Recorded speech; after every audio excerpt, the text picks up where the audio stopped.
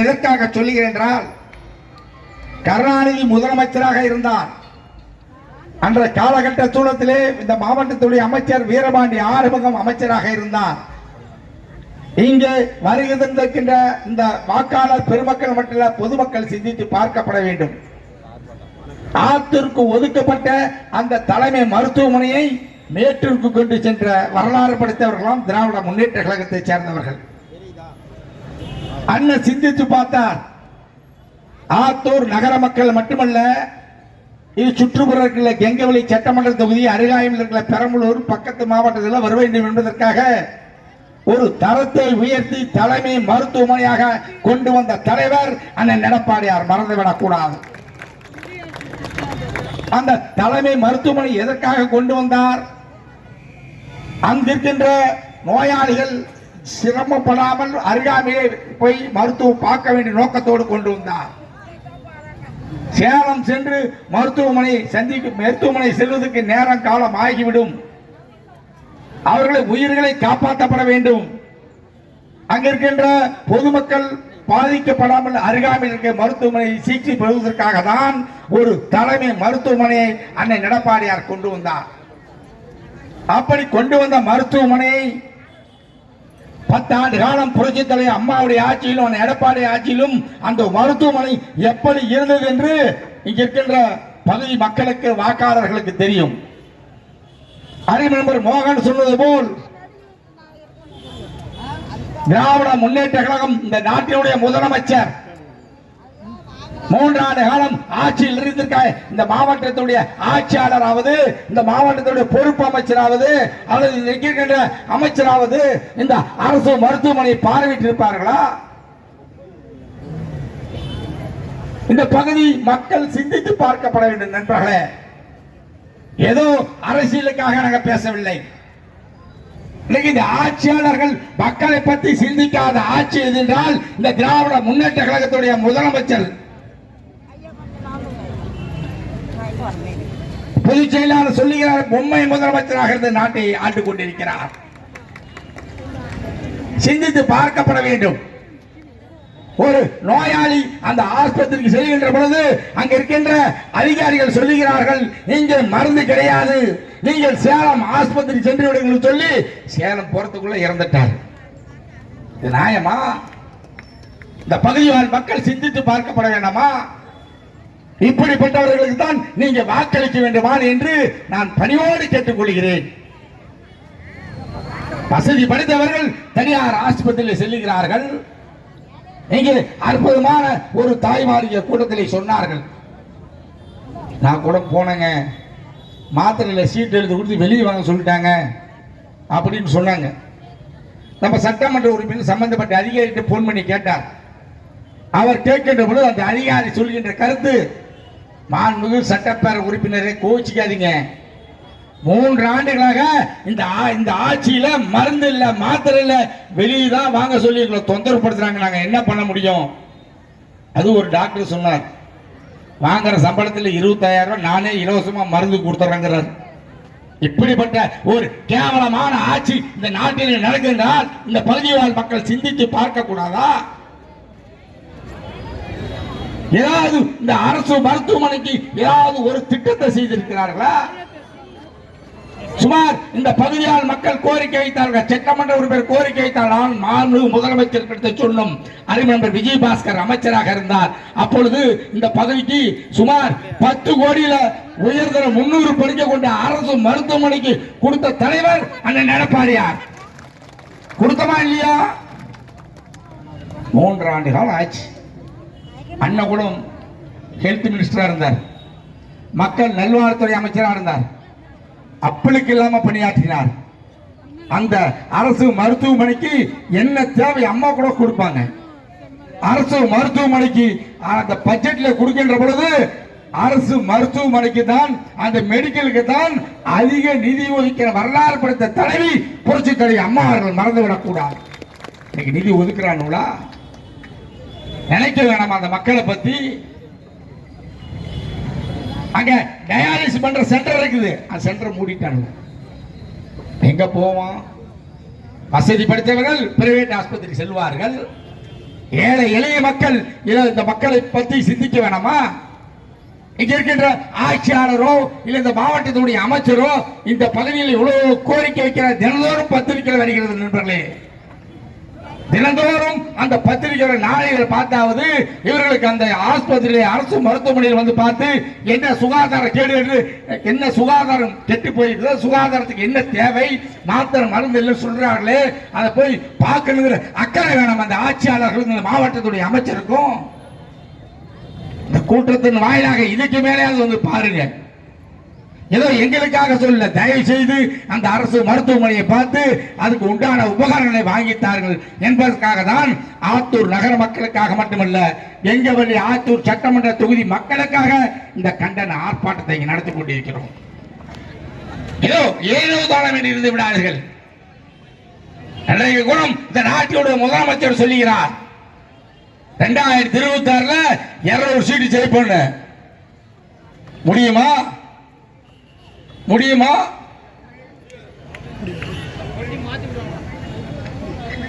தலைவி சொன்னாங்க 1 0 மைனஸ்.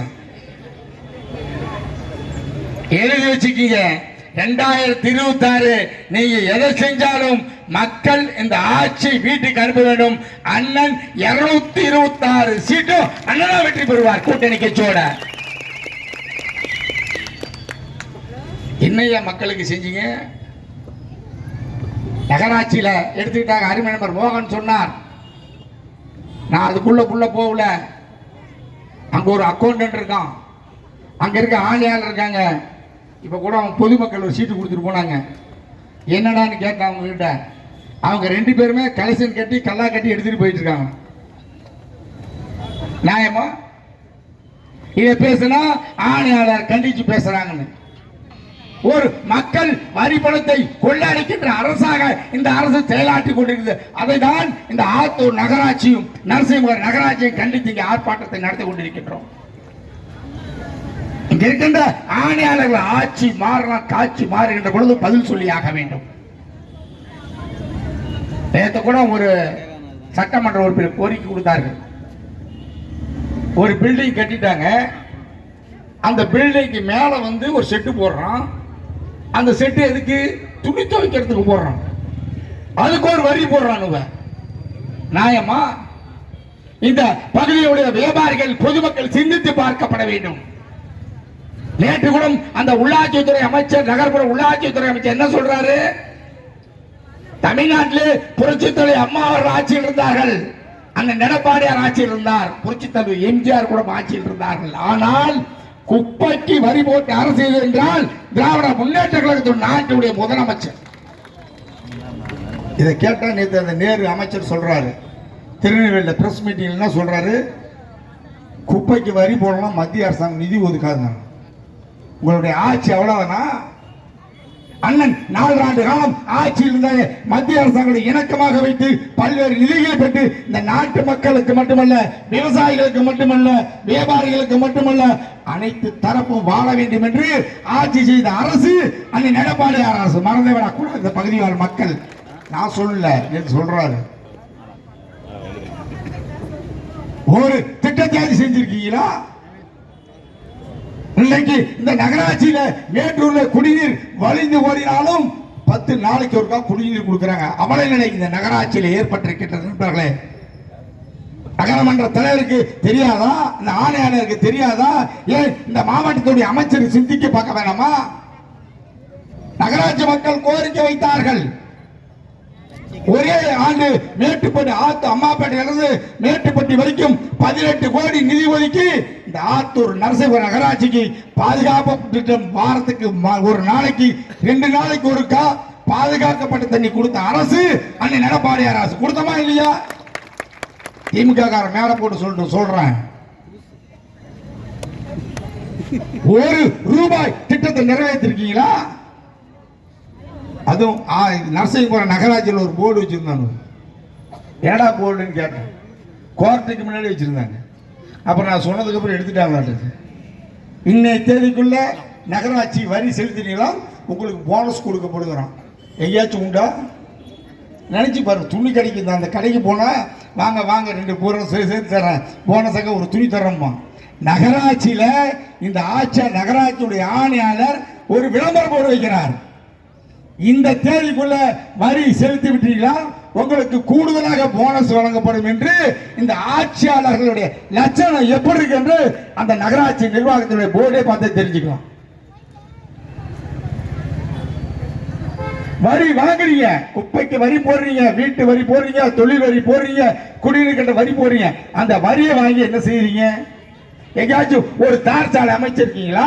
எங்கேயாச்சும் குடிநீர் அமைச்சிருக்கீங்களா? எங்கேயாச்சும் குப்பையை வாரிருக்கீங்களா? எதுவுமே செய்யல. இதனால்தான் இந்த ஆத்தூர் நகர மக்களுக்காக இந்த போராட்டத்தை நாங்கள் நடத்தி கொண்டிருக்கின்றோம். ஏதோ தானம் என்று வாக்காளர் நடந்து விடார்கள். அந்த கூட்டணி கட்சியில அங்க பெற்றிருக்கின்ற கம்யூனிஸ்ட் பேரியக்கம் இது ஆர்ப்பாட்டம் நடந்திருக்க வேணாமா? விடுதலை சிறுத்தை பாரத் தட்டி பேசிக் கொண்டிருக்காங்க திருமாவளவன் இந்த ஆர்ப்பாட்டத்தை நடத்திருக்க வேணாமா? காங்கிரஸ் பேரியக்கம் அந்த கூட்டணி கட்சியில ஜாலரா அடிச்சிட்டு இருக்காங்க, அவங்களுக்கு இந்த மக்களை பத்தி அக்கறை இல்லையா? கூட்டணி கட்சியில் இருக்கின்ற அந்த கூட்டணி கட்சியில் இருக்கிற அரசியல் கட்சிக்கு யாருக்குமே அக்கறை இல்லாத ஆட்சி இந்த ஆட்சி அவரோடு சேர்ந்து ஜாலரா அடிச்சிட்டு இருக்காங்க. பொதுமக்களை பாதுகாக்க வேண்டிய அரசு அனைத்து இந்த அண்ணா திராவிட முன்னேற்ற கழகம் அதிமுக ஆட்சி தான் என்பது மக்கள் முடிவெடுத்து விட்டார்கள். என்ன ஒரே ஒரு கருத்தை கூட சொல்லிக்கொள்ள கடமைப்பட்டுகிறேன். நானும் பல கூட்டத்தில் இந்த நகரமன்ற தலைவருக்கு பொறுப்பு அமைச்சர் அமைச்சர் கூட கோரிக்கை வைக்கிறேன். ஆத்தூர் நகராட்சி நரசிங்கபுரம் நகராட்சி 100 கோடியில மாண்புமிகு தமிழகத்தின் முதலமைச்சராக இருந்த நம்மளுடைய இதயத்தை பெற்றுக் கொடுத்த தலைவர் புரட்சி தலைவர் மாதிரி அண்ணன் எடப்பாடியார் 100 கோடிக்கு அந்த சுத்தகப்படி நிலையத்தை கொண்டு வந்தார். உயர் அதிகாரிகளை சீஃப் செக்ரட்டரி அனுப்பி இந்த வசிஷ்ட நதியிலே பலவேறு கால்வாய்கள் கலக்கின்றன, டிரைனேஜ் கலக்கின்றன. அந்த டிரைனேஜை சுத்தப்படுத்துவதற்காக 100 கோடியில சுத்தகரிப்பு நிலையத்தை கொண்டு வந்த தலைவர் அண்ணன் எடப்பாடியார். 3 ஆண்டுகள் ஆச்சு. உங்களுக்கு செஞ்சிருக்க வேணாமா? இந்த மக்கள் மேல அண்ணன் நிதியும் கொடுத்துட்டார், திட்டத்தையும் போட்டார். 3 ஆண்டு காலம் அந்த ஆட்சி முடிகிறது. இன்னைய வரைக்கும் அந்த திட்டத்தை நிறைவேற்ற திராவிட முன்னேற்ற கழகத்தில் முதலமைச்சருக்கு தெரிய வேணாமா? அல்லது இங்க இருக்கின்ற மாவட்ட செயலாளரோ இந்த ஆணையாளரோ ஆட்சியாளருக்கு எடுத்து சொல்ல வேணாமா? செஞ்சிருக்கலாமா? செஞ்சிருக்கூடாதா? இதெல்லாம் மக்களை பத்தி சிந்திக்காத ஆட்சி திராவிட முன்னேற்ற கழகம். அதனால்தான் வந்திருக்கின்ற வாக்காளர் பெருமக்கள் பகுதி வாக்கள் சிந்தித்து பாருங்கள். இந்த ஆட்சி அகற்றப்பட வேண்டும். 100 கோடியில ஆத்தூர் நகராட்சியில் பஸ் பேருந்து அதிகமாக வருகிறது. இங்கே கடைவீதிகள் அதிகமாக பேருந்து செல்கின்ற காரணத்தினால் 100 கோடியில ரிங் ரோடு கொண்டு வந்தோம். ஆனா நிலத்தை கையகப்படுத்தி விட்டாச்சு. அம்மம்பாளையத்திலிருந்து மல்லிகர வழியாக உள்வட்ட சாலை ரிங் ரோடு கொண்டோம். நிலத்தை கையகப்படுத்தியாச்சு. 100 கோடி கொடுத்தாச்சு. அந்த திட்டத்தை 3 ஆண்டு காலம் இந்த ஆட்சியில கிடப்பில் போட்டிருக்காங்க என்றால் இதுதான் இந்த ஆட்சியாளர் செய்கிற லட்சணமா? நபர்களே சிந்தித்து பார்க்கப்பட வேண்டும். ஏதோ தானமாக பேசவில்லை. 1000 கோடியில கால்நடை பூங்கா கொண்டு வந்தோம். 3 ஆண்டு காலமாக நாட்டுடைய துணை முதலமைச்சர் செங்கல் தூக்கினாரு. 1 லட்சம் செங்கலை கட்டிருக்குமே, அதை ஒரு ரிப்பன் கட் பண்ணி அந்த விவசாயிகள் அந்த கால்நடை பூங்காவை திறந்திருக்கிறோமா திறந்திருக்கூடாதா? இதைத்தான் நாங்கள் கோரிக்கை வைக்கிறோம். தயவு செய்து திறந்து விடுங்கள். இந்த பதவியால் மக்கள் கோரிக்கை ஏற்று மக்களுக்கு நல்லது செய்கின்ற ஆட்சியை செயலாற்றுங்கள். பலதரை சொல்லியாச்சு. விலைவாசி ஒரு பக்கம் உயர்ந்து கொண்டே போகுது. என்ன காரணம்? மின்சார கட்டணம் ஏத்துறீங்க, தொழில் வரி ஏத்துறீங்க. மின்சார கட்டணம் ஏத்துறதுனால அங்க இருக்கின்ற வியாபாரிகள் உற்பத்தி ஆகிற பொருள் விலை உயர்ந்து கொண்டிருக்கிறது. யார் காரணம்? இந்த ஆட்சியாளர் காரணம். அண்ணன் எடப்பாடியார் முதலமைச்சர் இருக்கான பொழுது தண்ணி வரி போட்டமா கிராமத்தோட பேசுறான். நேற்று ஒரு கிராமத்துக்கு போகிற பொழுது சொல்றான், என்னங்க எடப்பாடியார் ஆட்சியில் குடிநீருக்கெல்லாம் வரி போடல, இதுக்கெல்லாம் வரி போட்டு கொண்டு இருக்காங்க. அதனால வரி தந்திருக்கின்ற கழக நிர்வாகிகள் நீங்க அனைவரும் ஒன்றுக்கு கவலைப்படாத. நீ அவனே மக்கள் கட்டிடுவாங்க. மக்கள் தயாரா இருக்கிறாங்க. சும்மா இலவச பஸ் கொடுத்தா 1000 ரூபாய் கொடுத்தா போதுமா? 1000 ரூபாய் யார் வேணாலும் கொடுக்கலாம். திட்டத்தை கொண்டு வந்தியா? இந்த மாவட்டத்துக்கு ஏதாவது ஒரு திட்டத்தை கொண்டு வந்திருக்கீங்களா? இந்த ஆத்தூர் நகராட்சிக்கு அண்ணன் எடப்பாடியார் 4 ஆண்டு காலத்தில் சுமார் ஒரு 100 கோடிக்கு மேல் தார் சாலை குடிநீர் திட்டம் நகராட்சி பல்வேறு திட்டம் கொடுத்துமே நகராட்சிக்கே பணம் இல்லை. துப்புரவு பணியாளருக்கு பணம் கொடுக்க முடியல நரசிங்க நகராட்சியில். அங்க எல்லாம் அப்போ இது எடுத்து வளர்ந்துட்டு இருக்கானோ, என்னது டேப் எடுத்து வீடு வீடா வளர்ந்துட்டு இருக்கானோ. அந்த அதிகாரி கூப்பிட்டு கேட்டேன், என்னையா என்ன சார் இன்னைக்கு இவ்வளோ கல்லா கட்டணும், அதுக்கப்புறம் இன்னைக்கு வசூல் பண்ணணும், ஒரு டார்கெட் ஃபிட் பண்றான். காவல்துறையில ரோட்ல போடுற பைக்கை மறிச்சு வசூல் என்னடா லைசன்ஸ் இருக்கா அப்படின்னு கேட்குற. அவர் கேட்க என்ன சொல்றாங்க, சார் ஒரு மாசத்துக்கு ஒரு மாவட்டத்திலிருந்து இவ்வளோ பணம் வசூல் பண்ணி அரசாங்கத்தை கொடுக்கணும். அரசாங்கத்தில் நிதி இல்லை, மக்களுடைய வரி பணத்தை பிடிக்கலாம், அந்த நிதியை அங்கே செயலாற்றிக் கொண்டிருக்கிறார்கள். அதை தான் கழகத்துடைய பொதுச் செயலாளர் சொல்லிக் கொண்டிருக்கிறார். இந்த ஆட்சி ஒரு பொம்மை முதலமைச்சர் ஆட்சி நடத்திக் கொண்டிருக்கிறார், இந்த ஆட்சி அகற்றுவதற்கு நம்ம பாடுபட வேண்டும் என்று சொல்லுகிறார். அதனால் வந்திருக்கின்ற கழக நிர்வாகிகளாக இருந்தாலும் சரி, இந்த ஆத்தூர் நகர மக்களுக்கு வாக்காளர் பிறகு பணியோடு கேட்டுக்கொள்கிறேன், சிந்தித்து பாருங்கள். இந்த நாட்டை காப்பாற்றுவதற்கு நல்லாட்சி தேவை.